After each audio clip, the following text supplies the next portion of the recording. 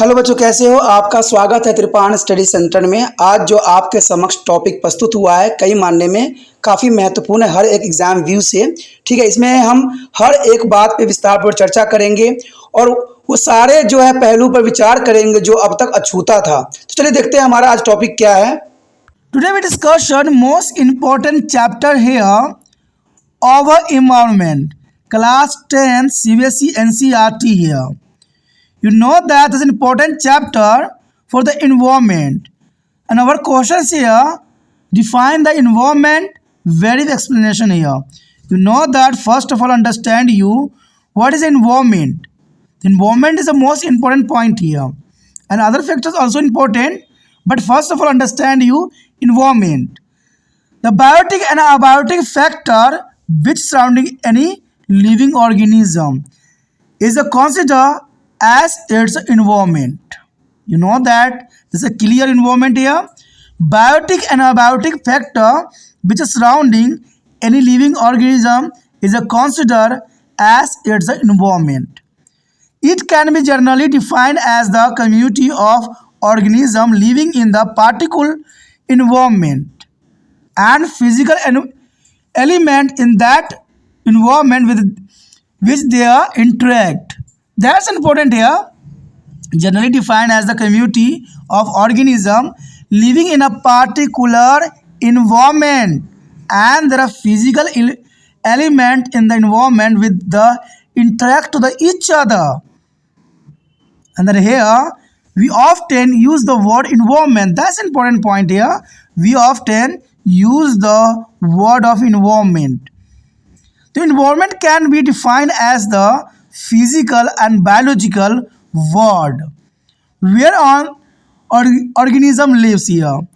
And literally speaking on organism, immediate surrounding is a constant, it is the environment, and which includes both biotic or abiotic component around him. That is the use for the word of environment. Next point here, the effects of human activity on the environment. That's the most important point here. The effect of human activity on the environment. You know that any types of change that people make in our environment affect the animal, plants, and the land. That's important point here. The change that people make in our environment affect their animal, plants, and the land. And some change are helpful, and some may be harmful to the environment. That's important here. The changes are helpful. There is a very less amount, but the harmful is environment. There is a large amount here. And clearing land on farming, construction of home, road, and shopping center is helpful to the people. But animal habitats and plant may be destroyed in this activity here. And cleaning of land may be result in a soil erosion and the eventual is the loss of topsoil here. That is the activity of the effective for the environment, and that is a bad condition for the environment here. यहाँ पर जो हम chapter कर रहे हैं हमारा पर्यावरण काफ़ी महत्वपूर्ण है। क्लास 10वीं CBSE NCERT के अंतर्गत यहाँ पर हमारा क्वेश्चन है। हमारा क्वेश्चन है कि पर्यावरण को परिभाषित करें और इसके बारे में संक्षिप्त व्याख्या करें, बताएं कि पर्यावरण में क्या क्या हो सकता है और पर्यावरण के अंतर्गत क्या क्वेश्चन पूछे जा सकते हैं। तो दोस्तों यहाँ पर मैंने जो क्वेश्चन यहाँ रखा है पर्यावरण के अंतर्गत, तो आपको जितने पॉइंट है कुछ भी क्वेश्चन बन सकता है, पॉइंट के अंतर्गत भी क्वेश्चन बन सकता है। तो इसलिए इस क्वेश्चन को जो है बहुत ही समझदार मन से समझदारी से लिखना भी है और समझना भी है, और इसको अच्छे से देखने की कोशिश भी करना है कि इसमें किन शब्दों का क्या महत्व रहता है। हमारा देखा जाए तो पर्यावरण चैप्टर है और पर्यावरण का क्वेश्चन ना हो तो ये बात तो संभव है नहीं। इसलिए त्रिपाण स्टडी सेंटर ने सबसे प्रथम क्वेश्चन पर्यावरण के हर एक पहलू का जो है एनालाइज कर रहा है।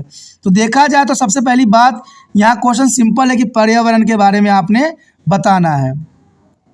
कहते हैं किसी भी जीवित जीव को घेरने वाले जैविक अजैविक कारकों का उसका पर्यावरण माना जाता है। यानी साफ शब्दों में बताऊं तो पर्यावरण का मतलब होता है जिसमें जैविक अजैविक यानी दोनों तरह के जीव जो आपस में जो है अंतरक्रियाएं करते हैं, आपस में रहते हैं, जीते हैं, खाते हैं, पीते हैं, मरते हैं, इन सारे क्रियाओं को जो है पर्यावरण का नाम दिया जाता है।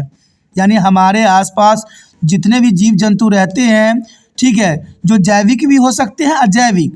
कहते हैं जैविक जो जीवित होते हैं, अजैविक जो मृत होते हैं, उनको हम पर्यावरण कहते हैं। और इसे आम तौर पर एक विशेष वातावरण में रहने वाले जीवों और उस वातावरण में भौतिक तत्व के समुदाय के रूप में परिभाषित भी किया जा सकता है, जिनके साथ वो बातचीत करते रहते हैं। यानी जनरली देखा जाए तो ये जीवित भी जीव हो सकते हैं और ये भौतिक रूप में भी विद्यमान होते हैं। तो साफ शब्दों में हो गया कि जैविक अजैविक जो हमारे आसपास घेरे हुए हैं, उनको ही हम पर्यावरण कहते हैं। दूसरी बात होता है कि हम अक्सर पर्यावरण शब्द का प्रयोग करते हैं, लेकिन इसको कैसे हम परिभाषित कर सकते हैं। क्वेश्चन दोस्तों कुछ भी हो सकता है, सिर्फ आपने अगर इन क्वेश्चनों को समझ लेते हो ना, तो आपके सारे जो है डाउट क्लियर हो जाएंगे, ठीक है, और क्वेश्चन एग्जाम के लिए काफ़ी अच्छा प्रिपेयर हो जाएगा। देखा जाए तो हम अक्सर पर्यावरण शब्द का प्रयोग कब करते हैं? कहते हैं पर्यावरण को भौतिक या जैविक दुनिया के रूप में परिभाषित किया जाता है, क्योंकि पर्यावरण का मतलब ही होता है उसमें भौतिक भी हो सकता है और जैविक भी हो सकती है, और इसी दुनिया को हम पर्यावरण कहते हैं। पर्यावरण का मतलब ही यही होता है जिसमें जीवित और मृत दोनों तरह के जीव जंतु जो है अपना अंतरक्रियाएं होती रहती है। कहते हैं एक दूसरे पे डिपेंडेबल होते हैं। आपको पता ही है कि आज जितने भी पेड़ पौधे हैं काट देते हो आप, तो उनकी लकड़ियों का जो है आम इंसानों के लिए बहुत इंपॉर्टेंट हो जाती है, ठीक है, लेकिन ये जीवित रहते हैं फिर भी इनके इंपॉर्टेंस काफ़ी रहते हैं। तो ये सब पर्यावरण के अंतर्गत ही आते हैं। कहते हैं जहाँ एक जीव रहता है वो सब पर्यावरण ही कहलाता है। शाब्दिक रूप से कहें तो किसी जीव के निकटतम परिवेश से उसका पर्यावरण बनता है। यानी कोई भी जीव जो अपने परिवेश में रहता है और वहाँ पर अंतरक्रियाएं करता है, उसी को हम पर्यावरण का नाम देते हैं, जिसमें उसके चारों ओर जैविक अजैविक दोनों घटक शामिल हो सकते हैं। तो आप समझ गए होंगे कि पर्यावरण किसे कहते हैं। दोनों डेफिनेशन में जो आपको बेस्ट लगता है, जो समझ में है, उसको नोट डाउन कर सकते हैं। देखा जाए तो पर्यावरण पर मानव गतिविधियों का प्रभाव, ये काफ़ी महत्वपूर्ण पॉइंट रहेगा कि मानव ने अपनी गतिविधियों के कारण जो है पर्यावरण को कितना क्षति पहुंचाया है, और ये आप भली भांति जानते हो, समझते हो। कहते हैं हमारे पर्यावरण में लोग जो भी परिवर्तन करते हैं उनका प्रभाव जानवरों, पौधों और भूमि पर पड़ता ही पड़ता है। जो भी हमें समाज में परिवर्तन देखने को मिलता है उसका सबसे अधिक प्रभाव जो है पर्यावरण को ही झेलना पड़ता है। कुछ परिवर्तन सहायक भी होते हैं और कुछ पर्यावरण के लिए हानिकारक भी हो सकती हैं। तो देखा जाए तो पर्यावरण के लिए सहायक तो बहुत ही कम तत्व हैं, लेकिन हानिकारक जो है हर कोई है। कहते हैं खेती, घरों, सड़कों और शॉपिंग सेंटरों के निर्माण के लिए भूमि साफ करने लोगों के लिए सहायक होते हैं, लेकिन जानवरों के आवास, पौधे नष्ट हो रहे हैं, ये उनके लिए बहुत बड़ा हानिकारक है। कहते हैं लोग अपनी लालच में, अपने उपयोगिता में पर्यावरण को जो है बिल्कुल ही तहस नहस कर दिया है। भूमि साफ करने से मिट्टी का क्षरण हो रहा है और ऊपरी मिट्टी का जो है नुकसान हो रहा है।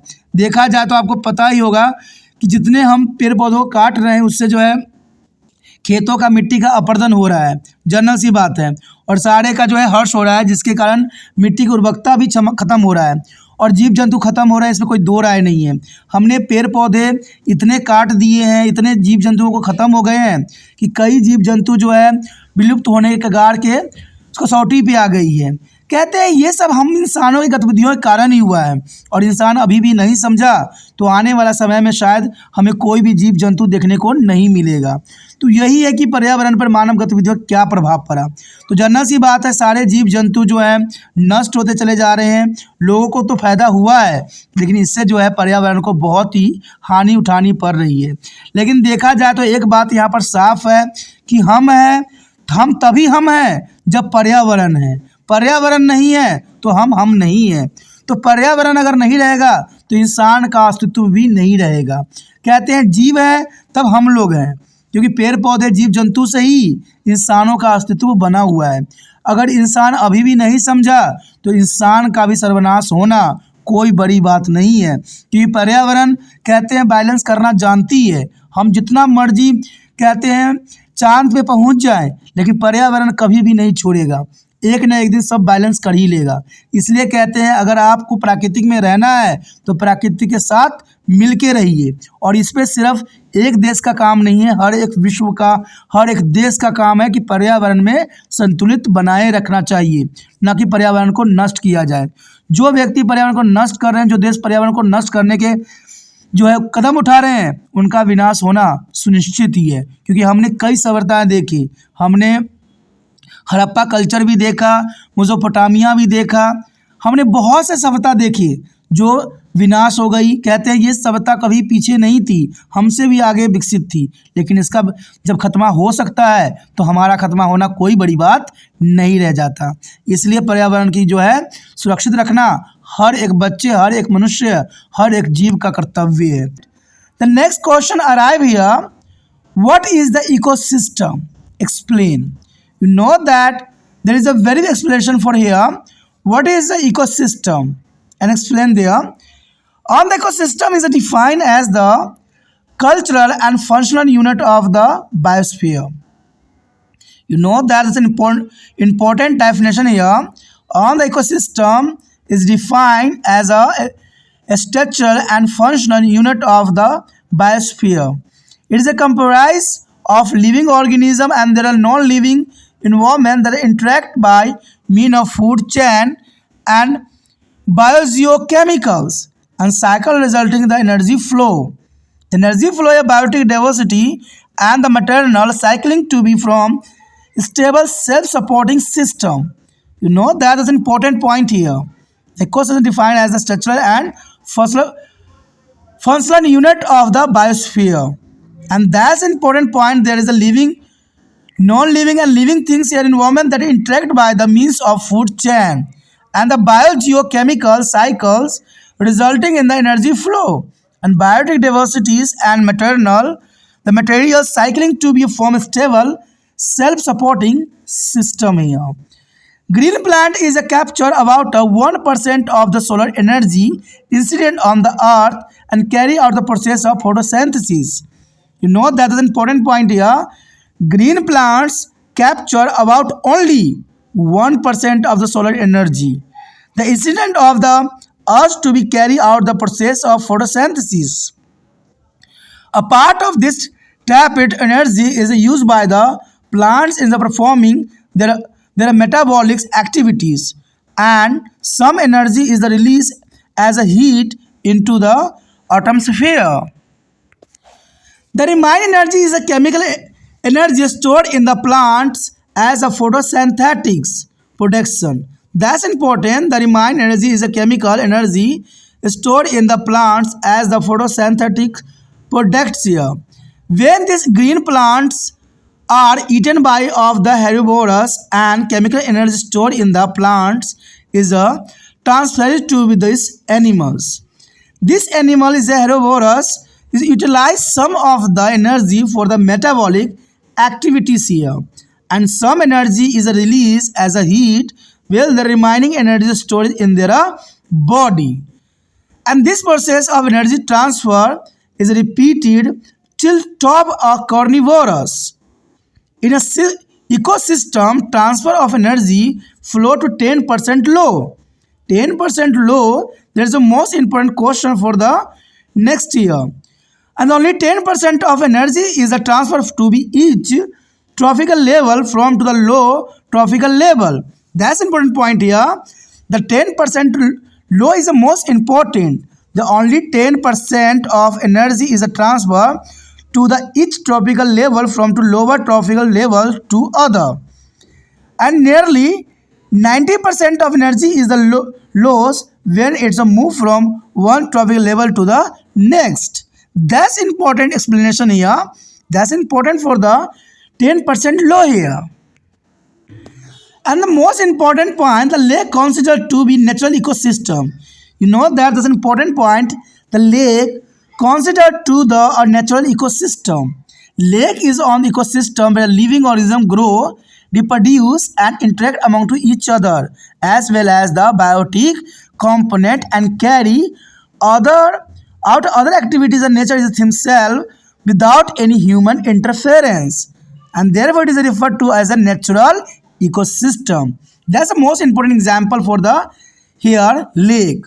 Lake is the most important natural ecosystem because a lake is ecosystem where a living organism grow, reproduce and interact among to the each other without a human interference.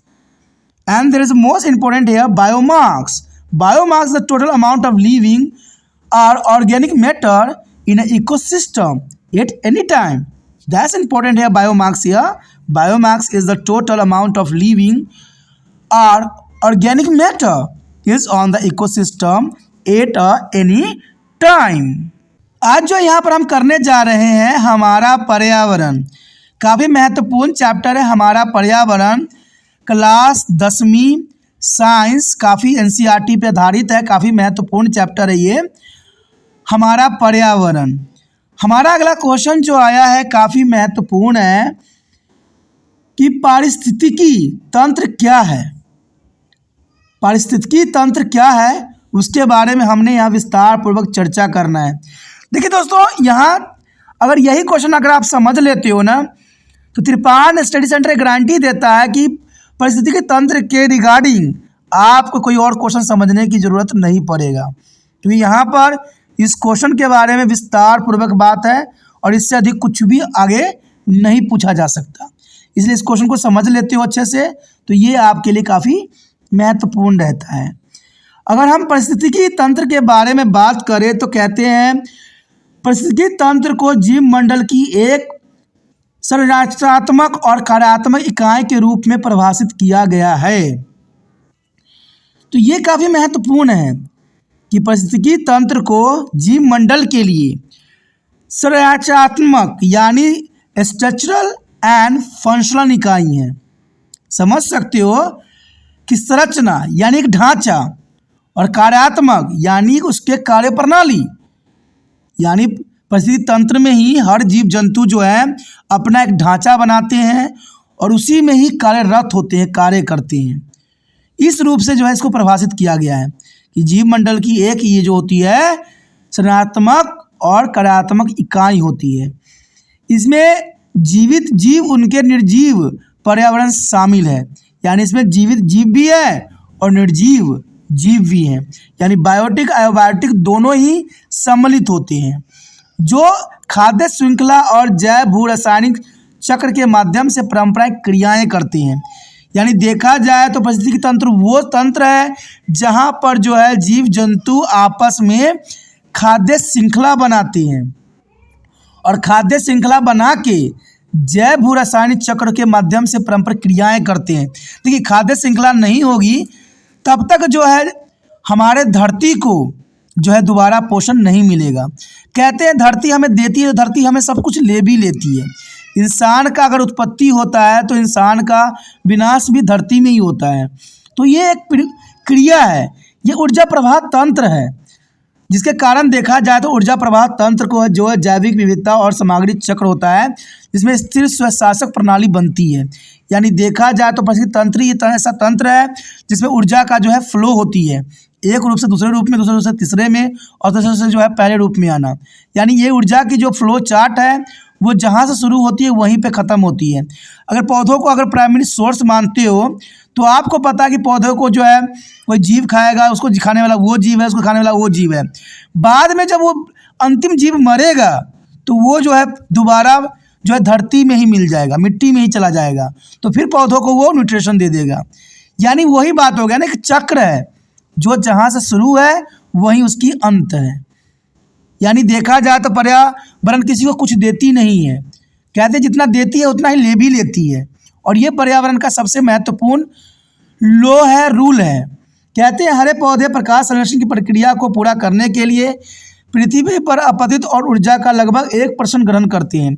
यानी देखा जाए तो पेड़ पौधों जो है सूर्य से सिर्फ 1% ऊर्जा ही ग्रहण करते हैं, और इस फंसी हुई ऊर्जा का एक हिस्सा पौधे द्वारा अपनी अपचय गतिविधियों के निष्पादन करने में उपयोग किया जाता है। यानी पौधे जो है ये अपनी पूरी गतिविधियां करने के लिए, भोजन बनाने के लिए 1% ऊर्जा का जो है उपयोग करते हैं। और देखा जाए तो कुछ ऊर्जा वायुमंडल में गर्मी के रूप में जारी की जाती है, यानी देखते हुए गर्मी इतनी रहती है तो वो भी एक तरह का ऊर्जा का स्रोत होता है। शेष ऊर्जा पौधों में प्रकाश संश्लेषण उत्पादन के रूप में संग्रहित रासायनिक ऊर्जा में बदल जाती है। और जब इन पौधों को शाकाहारी जीव द्वारा खाया जाता है तो पौधों में संग्रहित रासायनिक ऊर्जा इन जानवरों में स्थानांतरित हो जाती है। यानी देखा जाए तो ये 1% ग्रहण करने का रूल है कि अगर मान लीजिए पौधा जो है सूर्य से 1% ऊर्जा लेता है तो वो अपना भोजन स्वयं बनाता है, पौधा बड़ा होता है, और ये बड़ा पौधों को जो है कोई जीव खा लेता है तो वो ऊर्जा जो है उस पौधों में चला जाता है। तो इस प्रकार जो है ऊर्जा का आगे निरंतर जो है फ्लो चार्ट बनती रहती है। देखा जाए तो ये जानवर शाकाहारी इस ऊर्जा में से कुछ का उपयोग अपचयित गतिविधियों के लिए करते हैं, यानी अपने दैनिक कार्य के लिए जो है शाकाहारी जीव करते हैं। और कुछ ऊर्जा गर्मी के रूप में जारी भी की जाती है, जबकि शेष ऊर्जा उसके शरीर में संग्रहित होती है। यानी देखा जाए तो जो भी आप क्रियाविधि करते हो उससे कुछ एनर्जी जो है लॉस्ट जरूर होता है, और कुछ जो है उसके शरीर में संग्रहित हो जाती है, यानी इकट्ठा रह जाती है। और देखा जाए तो ऊर्जा स्थानांतरण की यह प्रक्रिया शीर्ष मांसाहारियों द्वारा दोहराई जाती है। यानी जब शाकाहारी जीव को मांसाहारी जीव खाते हैं तो जो ऊर्जा बची हुई होती है वो मांसाहारी जीव में चले जाते हैं। एक परिस्थिति तंत्र में ऊर्जा का स्थानांतरण सिर्फ 10% के नियम का पालन करती है। यानी एक जीव से दूसरे जीव में जो ऊर्जा स्थानांतरण होती है सिर्फ 10% ही होती है, उससे कुछ भी नहीं अधिक होती है। तो आप समझ सकते हो कि आप जितना मर्जी खाओ उसका 10% ही आप तक पहुंचेगी। यानी केवल 10% ऊर्जा निचले ट्रैफिक सतह के प्रत्येक ट्रैफिक सतह के स्थानांतरित होती है। यानी कोई भी जीव किसी जीव को खाता है तो सिर्फ 10% ऊर्जा ही स्थानांतरित होती है, और एक पोषी सतह से दूसरे पोषी सतह तक जाने पर लगभग जो है 90% ऊर्जा नष्ट हो जाती है। यानी सिर्फ 10% ऊर्जा का ही स्थानांतरण होती है, और बाकी ऊर्जा जो है 90% वो स्थानांतरित करने में ही नष्ट हो जाती है। तो ये परिस्थिति तंत्र के सबसे महत्वपूर्ण यहाँ पर बात आया है जो एग्जाम व्यू से काफ़ी महत्वपूर्ण है। यदि हम परिस्थिति तंत्र के अंतर्गत एक अच्छा सा एग्जाम्पल देखें, उदाहरण देखें, तो इसको समझना और भी आसान हो जाएगा। अगर हम परिस्थिति तंत्र की बात करते हैं तो सबसे अच्छा प्राकृतिक परिस्थिति तंत्र कौन हो सकती है? तो जनरल सी बात है, जैसे पॉइंट बता रहा है कि झील को एक प्राकृतिक परिस्थिति तंत्र माना जा सकता है, क्योंकि झील ही एक ऐसा जगह होता है जहाँ पर हर तरह की गतिविधियाँ हमें देखने को मिलती है। झील एक परिस्थिति तंत्र है जहाँ जीवित जीव बढ़ते हैं, अपनी प्रजनन करते हैं और एक दूसरे के साथ अजैविक घटकों के साथ जो है बातचीत कहते हैं, एक दूसरे से इंटरेक्ट होते हैं और बिना किसी मानवीय हस्तक्षेप के प्रकृति में अन्य गतिविधियों को स्वयं करते हैं। यानी देखा जाए तो झील एक ऐसा जगह है जहाँ पर जीव जो होते हैं अंतर्क्रियाएँ करते हैं, आपस में उनका जो है लेन देन रहती है। और ये लेन देन कैसे हो सकता है? एक जीव दूसरे जीव को खाता है, दूसरा जीव जो है उस जीव को खाता है, तो ये गतिविधियाँ चलती ही रहती है और झील सबसे अच्छा एग्जाम्पल है। लेकिन देखा जाए तो ये गतिविधियाँ तब संभव होती है जब इंसानों के द्वारा वहाँ पर कोई तरह का जो है हस्तक्षेप न हो, क्योंकि ये प्राकृतिक रूप होती है। देखा जाए तो ये एक प्राकृतिक रूप है जिसमें कि इसे प्राकृतिक परिस्थिति तंत्र के रूप में जाना जा सकता है, क्योंकि इसमें मानव गतिविधियां नहीं होती है, मानव इसमें इंटरशेप नहीं करते हैं। कहते हैं इंटरफेयर करने के कारण ये प्राकृतिक नहीं रह पाती है, वो मानव निर्मित हो जाती है। जहाँ इंसानों का गतिविधि होती है वो प्राकृतिक नहीं होती है, वो आर्टिफिशियल बन जाती है। लेकिन झील जो है ऐसा जगह है जहाँ पर ये सबसे अच्छा परिस्थिति तंत्र होता है, जहाँ पर जीव जंतु जो है प्रजनन करते हैं, एक दूसरे को आहार बनाते हैं और इसमें जो है कोई भी मनुष्य का हस्तक्षेप नहीं रहता है। इसी के अंतर्गत अगर हम बायोमास की बात कर ले, क्योंकि एग्जाम व्यू से बायोमास भी महत्व रखता है। बायोमास किसी परिस्थिति तंत्र में किसी भी समय जीवित या कार्बनिक पदार्थों की कुल मात्रा होती है। तो आप समझ गए होंगे कि बायोमास क्या होती है। बायोमास किसी परिस्थितिक तंत्र में किसी भी समय जीवित या कार्बनिक पदार्थों की कुल मात्रा को हम बायोमास कहते हैं।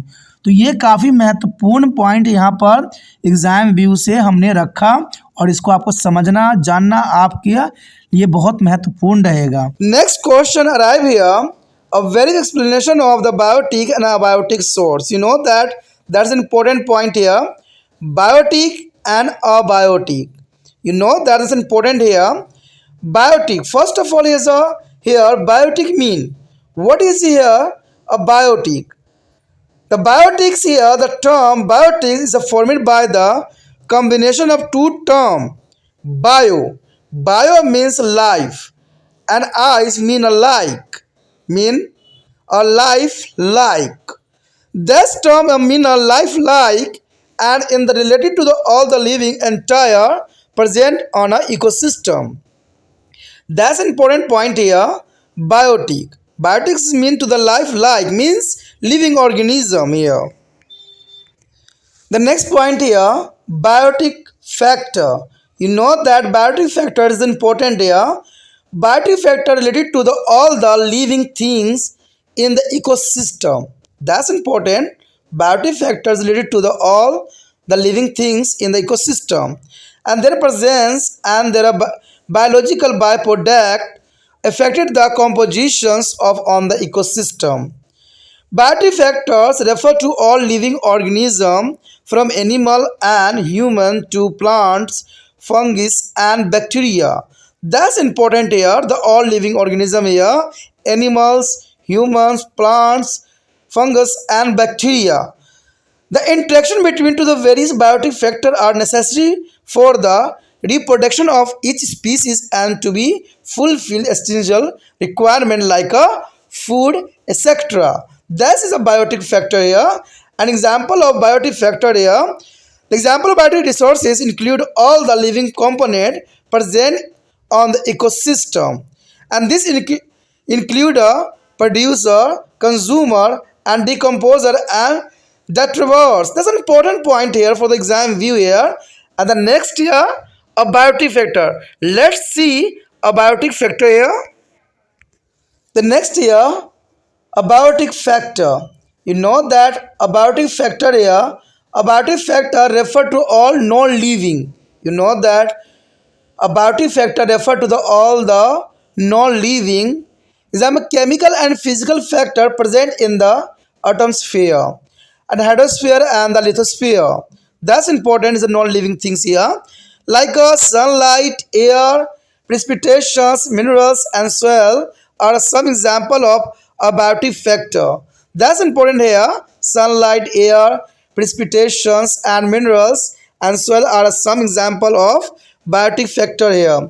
And these factors have a significant impact on the survivals and reproductions as species in the ecosystem. That's important.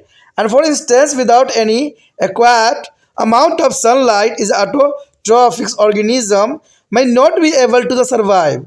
That's important here. For instance, without any adequate amount of sunlight, autotrophic organism may be not be able to survive. And when this organism eventually is a die, it will be create a shortage of food for a primary consumers. And this effect is a cascades up to the food chain and affecting to every organism. Consequently, it's a lead to an imbalance in ecosystem. That's important here. The biotic factor is important, but the most important biotic factor here. The biotic factor is the primary sources here.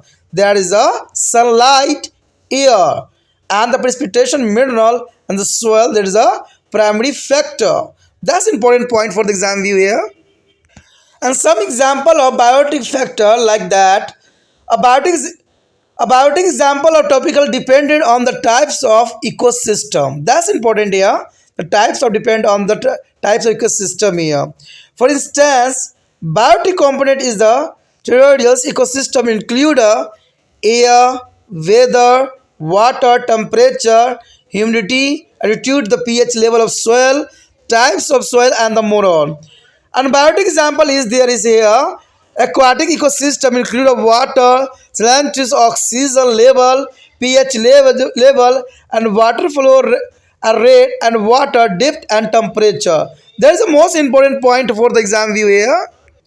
यहाँ पर जो हम chapter कर रहे हैं काफ़ी महत्वपूर्ण है हमारा पर्यावरण क्लास 10वीं साइंस एंड टेक्नोलॉजी काफ़ी महत्वपूर्ण यहाँ पर जो है क्वेश्चन है जो कि एनसीईआरटी सीबीएसई पे आधारित है। हमारा अगला क्वेश्चन जो आया है काफ़ी महत्वपूर्ण है कि जैविक एवं अजैविक की संक्षिप्त व्याख्या करना है। यहाँ पर साफ है कि जैविक अजैविक के बारे में आपने यहाँ पर ज्ञान प्राप्त करना है कि जैविक एवं अजैविक होती क्या है और ये एग्ज़ाम व्यू से काफ़ी महत्वपूर्ण यहाँ बात आता है और ज़रूरी भी है। देखा जाए तो अगर हम जैविक का अर्थ जानें तो ये काफ़ी महत्वपूर्ण रहेगा। जैविक यानी बायोटिक इसका अर्थ होता है, इंग्लिश में हम इसको बायोटिक कहते हैं, और इसको दो शब्द से मेल से बना है। बायो बायो का अर्थ होता है जीवन, और आईसी का अर्थ होता है जैसा, यानी इस प्रकार इस शब्द का अर्थ हुआ जैसा, जीवन जैसा। यानी बायोटिक तो जो होती है जीवित यानी लिविंग थिंग, और यह परिस्थिति तंत्र में मौजूद सभी जीवित संस्थाओं से संबंधित होती है। यानी देखा जाए तो बायोटिक का मतलब ही होता है जीवित, जीवन और जैसा, यानी जीवन जैसा।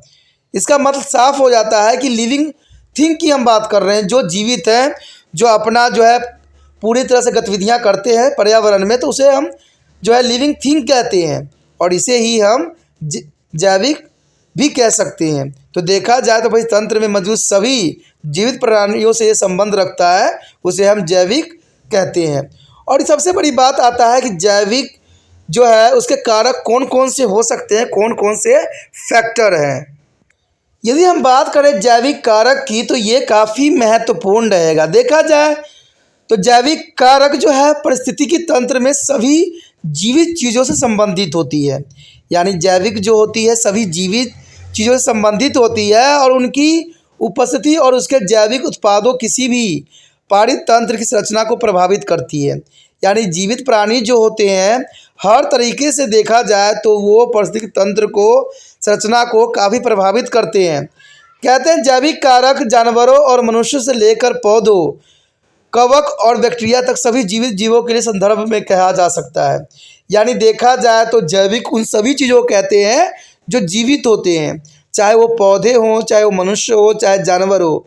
इवन कि जो बैक्टीरिया, कवक, ये सारे के सारे जीवित के संदर्भ में ही आते हैं, इसलिए हम सबको जो है जीवित कह सकते हैं। लेकिन देखा जाए तो एक वायरस ही एक ऐसा जीव है जिसको हम मृत भी कह सकते हैं और जीवित भी कह सकते हैं, क्योंकि जैसे ही शरीर से बाहर निकलता है वो मरे हुए की तरह बिहेवियर करता है, लेकिन जैसे वो किसी भी शरीर के संपर्क में जाता है तो उसका जो है मेकानिज़्म यूज़ करके वो जीवित हो जाता है। तो उसको जो है जैविक भी कहना और अजैविक कहना दोनों ही संभव है, क्योंकि इसके करैक्टर ही दोनों तरह से ही यहाँ प्रदर्शित करते हैं। कहते हैं प्रत्येक प्रजाति के प्रजनन का भोजन आदि जैसी आवश्यकताओं को पूरा करने के लिए विभिन्न जैविक कारकों के बीच परस्पर क्रियाएं आवश्यक होती है। यानी हर जीव जंतु जो है अपनी प्रजनन एवं भोजन के लिए एक दूसरे पर इंटरडिपेंडेंट होते हैं।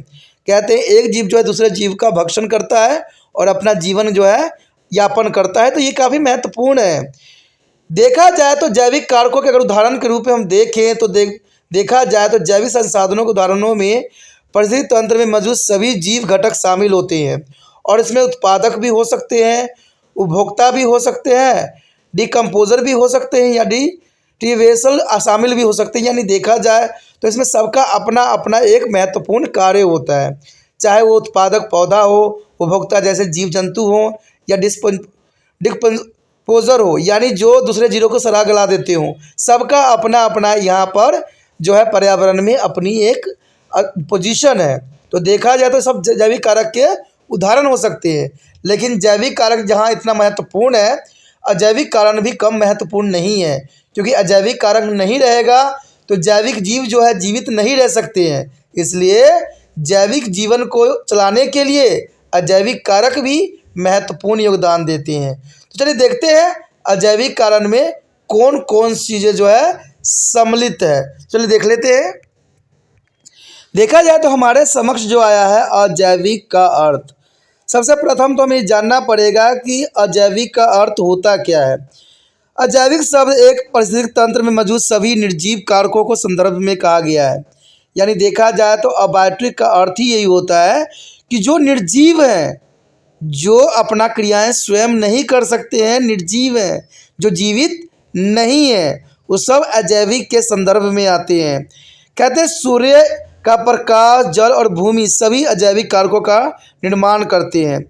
अब देखिए यहाँ पर अजैविक कारक तो है, सूर्य देखा जाए सूर्य का प्रकाश जो है अजैविक कारक है, लेकिन देखा जाए तो ये जैविक के लिए काफ़ी महत्वपूर्ण हो सकता है। अगर सूर्य की रोशनी जो है प्रकाश पौधे तक ना पहुँचे तो ये भोजन अपना नहीं बना पाएगा पौधे, और पौधे जब भोजन नहीं बना पाएगा तो ग्रोथ नहीं करेगा, मर जाएगा। तो इसको खाने वाले जितने भी जीव हैं वो मर जाएंगे। अब देखिए जो जीवों को खाने वाले जीव हैं फिर वो मर जाएंगे, अब फिर वो मर गए तो इनको न्यूट्रिशन नहीं मिलेगी। तो जर्नल सी बात देखा जाए तो जहाँ पर जैविक पर्यावरण को बनाते हैं तो अजैविक का भी महत्वपूर्ण स्थान होता है। कहते हैं जैविक के बिना अजैविक का कोई अस्तित्व नहीं है, जैसे पेड़ पौधे के बिना इंसान का अस्तित्व नहीं है। तो अजैविक अर्थ में यही देखा जाए कि ये परितंत्र में मौजूद सभी निर्जीव कारक के संदर्भ में कहा गया है। और ये निर्जीव कारक कौन कौन से हो सकते हैं? सूर्य के प्रकाश हो सकता है, जल और भूमि हो सकते हैं, और सभी अजैविक कारकों का निर्माण ये सब करते हैं। अगर हम अजैविक कारक देखें यानी अजैविक के फैक्टर देखें तो ये काफ़ी महत्वपूर्ण रहेगा। देखा जाए तो अजैविक कारकों से मतलब यही होता है कि सभी निर्जीव यानी देखा जाए तो वायुमंडल, जलमंडल, स्थल मंडल में मौजूद रासायनिक और भौतिक कारक से है। यानी देखा जाए तो सारे निर्जीव जो हमारे जीवन को, सुविधाओं को सरल बनाते हैं, वो सारे निर्जीव इस फैक्टर में आते हैं। इसमें देखा जाए तो सूर्य का प्रकाश काफ़ी महत्वपूर्ण होता है जो अजैविक कारक है, और वायु, वर्षा, खनिज, मिट्टी अजैविक कारकों का एक महत्वपूर्ण उदाहरण हो सकता है। इसमें एमसीक्यू के रिगार्डिंग पूछ सकता है आपको कि इसमें से कौन अजैविक कारक है और कौन जैविक कारक है। तो एमसीक्यू इन्हीं प्रकार से बनाए जाते हैं। तभी तो मैं कहता हूँ अगर इन क्वेश्चनों को समझ लेते हो ना तो आपको एमसीक्यू के साथ साथ आपका क्वेश्चन भी तैयार हो जाएगा। और त्रिपाण स्टडी सेंटर एक ही क्वेश्चन में हजारों क्वेश्चन सम्मिलित होते हैं, तो इसलिए इन क्वेश्चनों को देखना आपके लिए महत्वपूर्ण रहता है। तो इसमें से पूछा जा सकता है कि अजैविक कारक बताइए कौन कौन से हैं। तो इसमें से आपको वायु, वर्षा कुछ दे देंगे और प्लस कुछ जैविक के उदाहरण दे देंगे और आपको एमसीक्यू बना देंगे। तो एग्जामिनर ऐसे ही क्वेश्चन बनाते हैं, इसमें कोई दो राय नहीं है।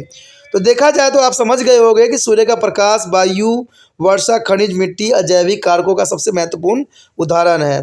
और इन कारकों का परिस्थिति तंत्र में प्रजातियों के अस्तित्व और प्रजनन का एक महत्वपूर्ण प्रभाव भी हमें देखने को मिल जाता है।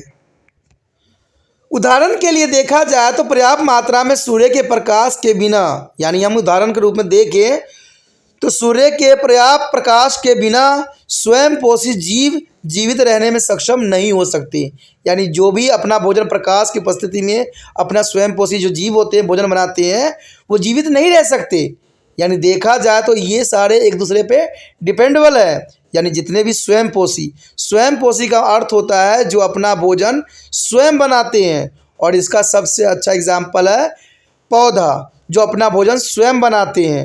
यानी स्वयं पोषी जीव जीवित रहने में सक्षम नहीं हो सकते हैं, और जब ये जीव अंत मर जाएंगे तो इससे प्राथमिक उपभोक्ता के लिए भोजन की कमी पैदा हो जाएगी, और जितने भी प्राथमिक उपभोक्ता हैं सब के सब खत्म हो जाएंगे। और यह प्रभाव खाद्य श्रृंखला में तेज़ी से बढ़ता है और हर जीव को प्रभावित करता है। नतीजा ये निकलेगा कि इससे परिस्थिति तंत्र में असंतुलित पैदा हो जाएगी। यानी हर जीव जंतु खत्म हो जाएंगे। इससे हमारा पृथ्वी पे जीव का नामो निशान मिट जाएगा। तो इसीलिए कहा जाता है कि दोनों जैविक अजैविक कारक काफ़ी महत्वपूर्ण बन जाते हैं। अगर हम अजैविक कारकों के उदाहरण देखें तो ये काफ़ी महत्वपूर्ण रहेगा एग्जाम व्यू से। अजैविक उदाहरण आमतौर पर परिस्थिति तंत्र के प्रकार पर निर्भर करता है। उदाहरण के लिए स्थलीय परितंत्र में अजैविक घटकों में हम देखा जाए तो हवा, मौसम, पानी, तापमान, आर्द्रता, ऊंचाई, मिट्टी की पीएच स्तर, मिट्टी का प्रकार और बहुत कुछ शामिल होते हैं। ये सारे के सारे होते हैं अजैविक के एक महत्वपूर्ण उदाहरण है। कहते हैं जलीय परिस्थिति तंत्र में अजैविक उदाहरण में पानी की लवणता, ऑक्सीजन के स्तर और पीएच स्तर और जल प्रवाह की दर, पानी की गहराई और तापमान भी सम्मिलित किया गया है। तो इन सब पॉइंटों को आपने ध्यान से दिमाग में रखना है, क्योंकि यही सब एग्जाम व्यू में एमसीक्यू के अंतर्गत भी आ जाता है। The next question arrive here, what is a food chain and food web? You know that there is a very explanation here, food chain and food web here. The process of eating autotrophs by the herbivores and herbivorous is began eating by the other animal is considered as a food chain. You know that is important. The process of eating autotroph by the herbivorous is began eaten by the other animals is considered as a food chain. You know that the show of your screen there is the most important for here a food chain. There is the here a grass is the take of the light of the sun and grasshopper eating to the grass and frog eating to the grasshopper and snake is eating for the frog and the eagle eating for the snake and the eagle is decomposed here on the soil and this processing is growth of other. There is a food chain here that's important for your screen. It is the activities are producer of relationship between the organism that eat the proceedings one and is eaten by the succeedings one. Transfer energy and the material as flow through the each other is ecosystem. Here energy is neither to create nor a destroyer. It's a flow from one level to other. Through the plant to the animals is a level. That's an important point here. There is energy flow here. There are energy neither we create nor we destroy. It's a flow from level to level through the plant to the animal level. And here component of food chain is an important point here. The various component of food chain include here plants, herbivorous, carnivorous, decomposer, and each of these face a different trophic level. That's important point for the exam view here. The next here is important point arrive here the food web. That's important is the food web here. There are food web definition here interconnected food chain from a food web. That's important here interconnected food chain from a food web. That's important definition here. You know that there is an analysis of picture. That's important. There is a show of food web here. The food web is starting for the producer. Producer has here is a berry also. That is here a berry eaten by the butterfly, ladybirds, and red robin. That's important. And there is other is eaten here. Dragonfly is eaten to the ladybird, and the other is a butterfly eaten to the frog, and that's eaten by the snake, and snake there is eaten here a eagle. That is interconnected for the each other. There is a food web, and otherwise the producer of here a grass and eaten by to the rabbit and grasshopper, but grasshopper eaten by to frog and frog there is eaten a snake, and that is a food web here. And other side is the rat hair eaten to the others and there's the rabbit eaten to the fox. You know that that is the interlinking for the each other. There is a one animal eaten to the many types of animal. That is the food web here. Food web determined to the how animal and plants are interconnected by different paths. It's when to the numerous food chain is connected to from one, some sort of network. That a network is a term as a food web. That's important. It is then to the numerous food chain connect to the form some sort of network. That a network is termed as a food web. Organism on their food web have one things to the common, which is the requirement of energy to the carry out further activities. That's in common here. That is energy is a common. There is a energy is common for all organism because there are further activities. Food web are not a linear at all, and they are interlocking, and they do not operate is isolation. That's important point here. यहाँ पर जो हम कर रहे हैं काफ़ी महत्वपूर्ण chapter है हमारा पर्यावरण क्लास 10वीं साइंस टेक्नोलॉजी काफ़ी महत्वपूर्ण है यानी प्रौद्योगिक विज्ञान जो है काफ़ी महत्वपूर्ण है एनसीईआरटी सीबीएसई पे आधारित। हमारा अगला क्वेश्चन जो आया है काफ़ी महत्वपूर्ण है कि हम यहाँ पर बात करने जा रहे हैं खाद्य श्रृंखला एवं खाद्य वेव। ये काफ़ी महत्वपूर्ण एग्जाम व्यू से यहाँ रहता है कि खाद्य श्रृंखला और वेव में क्या अंतर हो सकता है। अगर आप इस क्वेश्चन को अच्छे से समझ लीजिएगा तो ये अंतर को भी आपको समझा देगा। देखा जाए तो शाकाहारी जीवों द्वारा स्वयंपोषी और अन्य जानवरों द्वारा खाए जाने की प्रक्रिया को हम खाद्य श्रृंखला कह सकते हैं। यानी शाकाहारी जीवों द्वारा स्वयंपोषी और अन्य जानवरों द्वारा खाए जाने की प्रक्रिया को श्रृंखला को हम जो है यहाँ पर खाद्य श्रृंखला कहते हैं। और इस बात को अगर हम एक एग्जाम्पल के तौर पर देखें, चित्रों में देखें, तो ये आपको जो है क्लियर कर देगा। यहाँ पर आप देख सकते हो कि यहाँ पर जो है जीव कैसे एक चक्र बना रहे हैं। कहते हैं पेड़ पौधे जो है सनलाइट से अपना भोजन बनाते हैं और ये जो है ना तो ऊर्जा को उत्पन्न कर सकते हैं, ना ही विनाश कर सकते हैं, क्योंकि ऊर्जा जो है पेड़ पौधे लेते हैं और पेड़ पौधा अपना ग्रोथ करते हैं। और पेड़ पौधे खाने वाले आप देख सकते हो ग्रास ऑपर है, और ग्रास ऑपर खाने वाले यहाँ पर फ्रॉग आ जाता है। और फ्रॉग जो है, फ्रॉग को स्नेक खा रहा है और स्नेक को ईगल खा रहा है। अब सोचिएगा कोई ईगल को खाने वाला कोई नहीं है। कहते हैं जब ईगल जो है मर जाता है, ख़त्म हो जाता है, तो वो मिट्टी में चला जाता है और मिट्टी में क्या हो जाता है, डिकम्पोज हो जाता है। और डिकम्पोज हो जाने के बाद फिर पेड़ पौधे जो है उसका न्यूट्रिशन अपने ग्रोथ में लगाता है। यानी देखा जाए तो ये खाद्य श्रृंखला बनाती है। यानी देखा जाए प्राकृतिक हमें जितना देती है वैसे ही हमें हमसे ले लेती है। ये खाद्य श्रृंखला आपको ये बात को समझा देगा कि जो जीव जहाँ से शुरू हुआ है, जिससे वो पोषण प्राप्त कर रहा है, फिर वही पोषण जो है चला जाएगा। यहाँ पर कोई भी शक्तिशाली नहीं है, क्योंकि सबने जो है एक दूसरे का आहार बनते हैं। तो ये खाद्य श्रृंखला कहलाएगा। अगर देखा जाए आगे तो यह उन जीवों के बीच संबंध की गतिविधियों की प्रक्रिया है जो पहले वाले को खाते हैं और अगले वाले को खाते हैं। यानी एक दूसरे पर ये इंटरडिपेंडेंट होते हैं। एक पहले को खाता है, फिर दूसरा उसको खाता है। ऊर्जा के सामग्री की परिस्थिति तंत्र में एक दूसरे के माध्यम से प्रभावित करते हुए स्थानांतरित करते हैं। यह ऊर्जा न तो बनाई जा सकती है और न ही नष्ट की जा सकती है।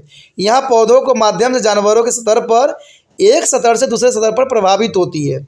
यानी यहाँ पर साफ शब्दों में बात कहा जा सकता है कि ऊर्जा को ना तो उत्पन्न की जा सकती है, न इसको नष्ट की जा सकती है। इसको सिर्फ एक स्तर से दूसरे स्तर पर जो है स्थानांतरित होती है, प्रभावित होती है। तो यहाँ काफ़ी महत्वपूर्ण बात यहाँ दर्शाई गई है। अगर हम खाद्य श्रृंखला के घटक की बात करें तो खाद्य श्रृंखला के किस घटक में शामिल होते हैं, पौधे हो सकते हैं, शाकाहारी हो सकते हैं, मांसाहारी हो सकते हैं, और उसके उपरांत जो होता है अब घटक भी सम्मिलित होते हैं। इसमें से प्रत्येक की विभिन्न पोषक स्तर रखा गया है और इनका अपना अपना एक स्ट्रक्चर है, लेवल है। तो एग्जाम व्यू से ये पिरामिड के रूप में भी आ सकता है, जिसमें प्राइमरी, सेकेंडरी और टर्शियरी आता है। यानी पौधे, शाकाहारी, मांसाहारी, अपघटक। तो इसको आप पिरामिड के रूप में भी देख सकते हो, क्योंकि एग्जाम में पिरामिड के रूप में भी क्वेश्चन एग्जाम में आते हैं। यदि अगले क्वेश्चन पर हम बात करें तो खाद्य जाल। खाद्य जाल काफ़ी महत्वपूर्ण है। देखा जाए तो परस्पर जुड़ी खाद्य श्रृंखला एक खाद्य जाल बनाती है, यानी इंटरकनेक्टेड। इंटर यानी परस्पर जुड़ी हुई। जुड़ी होने का मतलब होता है कि एक चीज़ को खाने वाले कई चीज़ हो सकते हैं। अब देखिए यहाँ पर अगर एक बेरी का एग्जाम्पल दिया गया है, इस चित्र से भी आप बहुत कुछ समझ सकते हो। यहाँ एक चित्र आपको नज़र आ रहा है, बेरी खाने वाले देखिए बटरफ्लाई भी है, लेडी बर्ड भी है और इवन कि रेड रेबिन भी है। तो देखा जाए तो ये को खाने वाले कई हैं। तो ये परस्पर जुड़ी खाद्य श्रृंखला की एक जाल है, जैसे इंटरकनेक्ट होते हैं एक दूसरे से। यहाँ पर अगर हम पहले डायग्राम के अंतर्गत देखें तो बेरी है, बेरी को खाने वाले बटरफ्लाई है और इवन बटरफ्लाई को खाने वाले फ्रॉग है। दूसरी तरफ देखें तो जो लेडी बर्ड है वो बेरी खा रहा है और उसको खाएगा फ्रॉग। इवन देखा जाए तो बेरी खाने वाला यहाँ पर रेड रेबिन भी है, लेकिन इन सब को खाने वाले भी कोई है, ईगल है। ये तो साफ हो जाता है। दूसरी तरफ अगर हम देखें प्रोड्यूसर में देखें तो यहाँ पर पेड़ पौधे हैं जो सूर्य के प्रकाश से अपना भोजन स्वयं बनाते हैं और अपना जीवन यापन करते हैं, लेकिन ये स्वयं पोषी कहलाते हैं। लेकिन देखा जाए तो रैबिट जो है पेड़ पौधों को खाते हैं, इवन की ग्रास हॉपर भी खाता है। तो ये जो है दूसरे खाने वाले स्नेक आ जाते हैं, फ्रॉग आ जाते हैं और ईगल पे ही पहुंचता है। और रैबिट को खाने वाले यहाँ पर फॉक्स भी हो सकते हैं, रैट को खाने वाले फॉक्स भी हो सकते हैं। तो यहाँ पर देखा जाए तो एक चीज़ को खाने वाले कई जीव हो सकते हैं, तो इसे हम वेव कहते हैं। आपने देखा होगा कि मकड़ी की जाली जो होती है आड़ी तिरछी होती है, जिसमें एक लाइन से नहीं बनाई जाती। फूड चेन का मतलब होता है कि एक लाइन चले, लेकिन फूड वेव का मतलब होता है कि इसमें कोई जीव किसी को भी खा सकता है और ये काफ़ी आड़ी तिरछी होती है, तो इसे हम जो है खाद्य जाल कहते हैं। खाद्य वेब यह निर्धारित करती है कि जानवर और पौधे अलग अलग रास्ते में कैसे जुड़े हुए हैं, और यह तब होता है जब कई खाद्य श्रृंखलाएं किसी प्रकार का नेटवर्क बनाने से के लिए जुड़ी हुई होती है, और उस नेटवर्क को जो है फूड वेब कहा जाता है। यानी एक दूसरे से ये जुड़ी हुई होती है, तो इसे ही हम फूड वेब का नाम दे सकते हैं। खाद्य जाल पर जीवों में एक चीज़ सामान्य होती है जो आई गतिविधियों को पूरा करने के लिए ऊर्जा की आवश्यकता होती है। यानी खाद्य जाल में एक चीज़ महत्वपूर्ण होती है जो सभी जीवों से जुड़ी होती है, वो है ऊर्जा का स्तर। कहते हैं खाद्य जाल बिल्कुल भी रैखिक नहीं होती है। रैखिक का मतलब होता है कि एक लाइन से नहीं चलती है, ये आपस में जुड़े हुए होते हैं, एक दूसरे से जुड़े हुए होते हैं, और वे अलगवाद में काम नहीं करते, यानी अलग जो है ये कार्यरत नहीं होते हैं। तो ये काफ़ी महत्वपूर्ण रहता है यहाँ पर फूड चेन और फूड वेब, जो एग्जाम व्यू से काफ़ी महत्वपूर्ण है। Next question arrive here, define a ozone layer, explain here. Ozone means ozone is a form of oxygen. Each ozone molecule is made of 3 oxygen atom. So it is a chemical formula is O3. There is a equation here, O2 plus O is equal to O3. There is ozone. Ozone here form of oxygen. But unlike oxygen, ozone is a poison gas. The O3 is here. Oxygen, ozone is a poison gas. And increase it is a concentration at the ground level is a harmful. But in the stratosphere, where ozone exists naturally, it is a block out the sun as a ultraviolet ray, and it is a lifesaver. You know that ozone is here a poisoning gas, but there is a most important here, a block of naturally a sun as an ultraviolet ray and save the life. That's important here. The ozone layer loss are more in a cold region. You know that's important here. The ozone layer loss are more in a cold region. Ozone loss is a more sub in the world as a coldest regions because of cloud in there is a stratosphere known as a polar stratospherical clouds here, and they provide a surface on which there are chemical reaction that result in their destruction of ozone take place. That's important here. The ozone layer loss of more in cold region. That's important point. And the after effect of ozone depressions here, ozone depressions will be create holes in the stratosphere which will be allow there is a UV ray to enter the earth. The UV ray that is a rich the skin can causing a destroying effect. You know that the UV ray is the most harmful gas here that destroy for the crops, and there is the skin cancer causing here, and also is the motia bind here. That's important. यहाँ पर जो हम chapter कर रहे हैं हमारा पर्यावरण class 10वीं साइंस एंड टेक्नोलॉजी, काफ़ी महत्वपूर्ण चैप्टर है एनसीईआरटी सीबीएसई के अंतर्गत।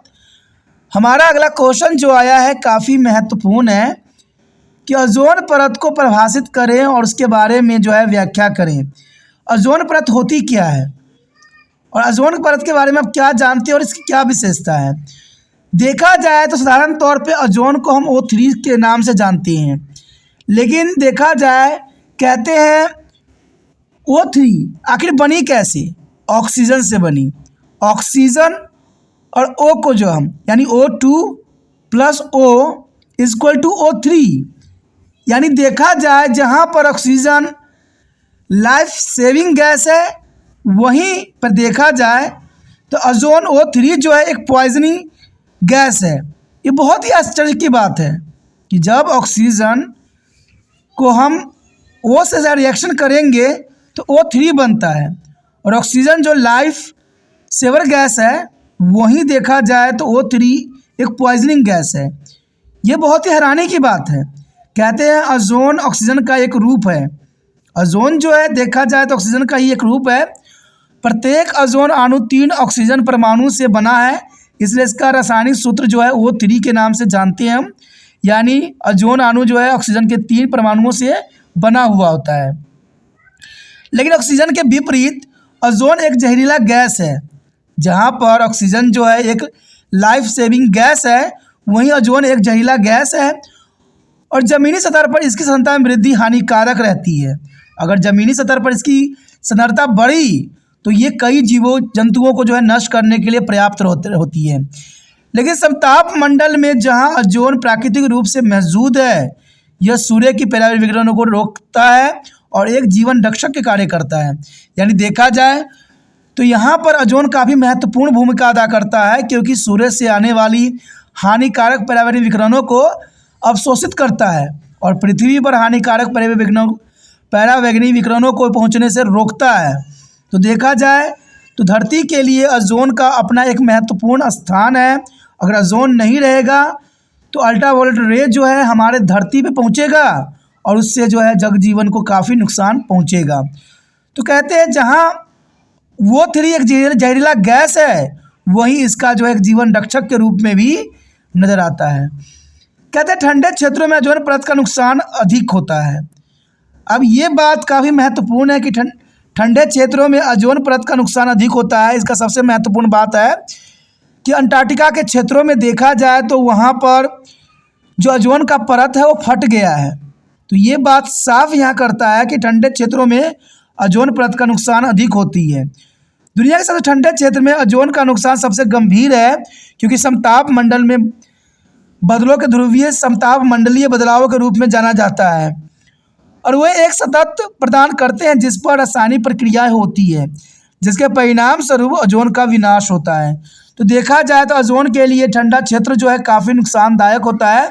इसलिए देखा जाए तो अंटार्कटिका में जो है ओजोन की लेयर जो है फट चुकी है और ये हॉल बढ़ता ही जा रहा है, जो इंसानों के लिए और जगजीवन के लिए काफ़ी कहते हैं खतरनाक साबित होगा, क्योंकि इससे जो है हानिकारक पर्यावरण विकिरणें पृथ्वी पर पहुँचेगी और कई तरह के जो है विनाश लीला खेलेगी।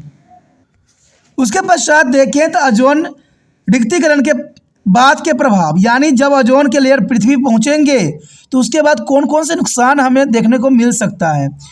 कहते हैं ओजोन रिक्तीकरण से समताप मंडल में छिद्र बन जाएंगे, जिससे पर्यावरण विकिरण पृथ्वी प्रवेश कर सकेगी और त्वचा तक पहुंचने वाली यूवी किरण विनाशकारी प्रभाव पैदा करेगी। यानी देखा जाए अगर ओजोन लेयर की जो है हॉल अब बढ़ती चली गई समय के साथ, तो अल्ट्रावायलेट रे जो है पृथ्वी पर बहुत ही आसानी से आना शुरू होगा और इससे लोगों में जो है स्किन कैंसर की बीमारी आम हो जाएगी। इवन देखा जाए तो अल्ट्रावायलेट रे पृथ्वी पहुंचने के कारण फसलों की जो है नुकसान भी देखने को हमें मिल सकता है और इवन देखा जाए तो मोतियाबिंद जो आंखों का अंधापन भी ला सकता है। तो यहाँ पर ओजोन की रिक्तता के कारण बहुत से प्रभाव पड़ने वाले हैं, इसमें कोई दो राय नहीं है। और जिस प्रकार प्रदूषण हमारे पृथ्वी पर बढ़ रही है, ओजोन लेयर का जो रिसाव है वो बढ़ता ही चले जाएगा और इसमें कोई दो राय नहीं है। अंटार्कटिका में जब इसकी लेयर फट सकती है तो जनरल सी बात है और भी क्षेत्रों में जो है इसका नुकसान हो सकता है और एक समय आएगा कि सारे अल्ट्रावायलेट रे जो है पृथ्वी पर पहुँचेगा और पृथ्वी पर जो है एक विनाश लीला रचेगा। कारण ये भी बनता है कि हमारे पृथ्वी पर आए दिन जो है लोगों के मंशा प्रमाण चढ़ते रहते हैं, आए दिन विश्व युद्ध करवाते रहते हैं ये लोग, और परमाणु बम का हथियारों का उपयोग करना कहीं ना कहीं हमारे पृथ्वी के ओजोन परत के लिए बहुत हानिकारक सिद्ध हो सकता है। इंसान अपने कहते हैं जोश में ये बात नहीं देखते हैं कि इससे पर्यावरण को कितना नुकसान पहुंचेगा और ये बहुत दुखदायक परिस्थिति है और ये समझने की ज़रूरत है कि हम कहते हैं हम युद्ध में तो बातों से भी बात करके निपटा सकते हैं और मुझे पता है कि युद्ध के बाद सब देखना एक साथ ही मिलके एक ही मंच पे नज़र आएंगे, इसमें कोई दो राय नहीं है। लेकिन इससे सबसे अधिक नुकसान जो होगा वो प्राकृतिक का होगा और इस नुकसान का जो है भरपाई हर एक जनमानस करेगा। तो कहते हैं दोस्तों अपने गुरूर में दूसरे देशों के नुकसान पहुंचाना और पर्यावरण को नुकसान पहुंचाना किसी के लिए सत्य नहीं हो सकता है। यह सदैव ही असत्य रहा है और इस पर जो चलते हैं वो कभी भी खुश नहीं रह सकती। Next question arrive here, this important for the exam view, you know that important in the flowing food chain plant provide to the 500 joule of energy to rats. How much energy will be able to hawks from snake? You know that's important question here. The examiner here provides here a energy of 500 joule of rat. That's important point here. The 500 joules of the rat and how much energy will be available to be hawks from snakes. That's important.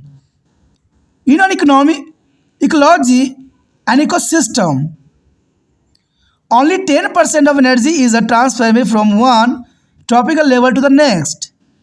I have already understand the ecosystem only 10% of energy is a transfer from one tropical level to the next. So 10% low as the rest of dissipated into the environment. And therefore, if a plant beginning produce a 1 ST tropical level, a transfer of 500 joule of energy to rat, the second tropical level that a rat would be transfer only 50% joule of energy for the snake. And third tropical which is a turn will be transfer only 5 joule of energy to hawks. That's important. And fourth last tropical level is a food chain. That's important. There is a hawks from a snake. There are 50 to 5% energy transfer here. That's important here. And let's analyze here. You know that there is a most important example reversible processing here. First of all, see here a 500 for the rat, but other case is a difference here. There is a 100 joule of energy available to be a lion. You know that in the flowing food chain, 100 joule of energy available to be a lion.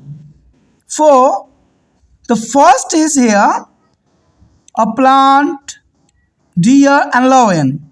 As for a 10% low of flow of energy is ecosystem, only 10% of energy is received by the next topic label here. Hence, in the given food chain, if 100 joule of energy available to lion, the plants are produced have 10,000 joule of energy available to them. You know that is important.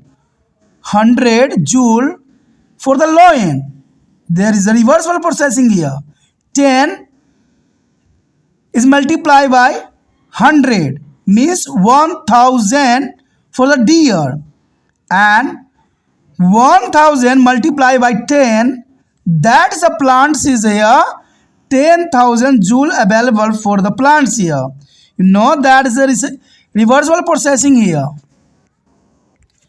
हम जो यहाँ chapter कर रहे हैं काफ़ी महत्वपूर्ण है, हमारा पर्यावरण। आज जो हम क्वेश्चन करने जा रहे हैं क्लास 10वीं CBSE NCERT का विज्ञान और प्रौद्योगिकी, और हमारा अगला क्वेश्चन जो आया है काफ़ी महत्वपूर्ण है कि निम्नलिखित खाद्य श्रृंखला में पौधे चूहे को जो है 500 जूल ऊर्जा प्रदान करता है, तो सांप से बाज को कितनी ऊर्जा उपलब्ध होगी। ये हमारा सिंपल क्वेश्चन, एग्जाम में आपको ऐसे ही क्वेश्चन हमेशा पूछा जाता है।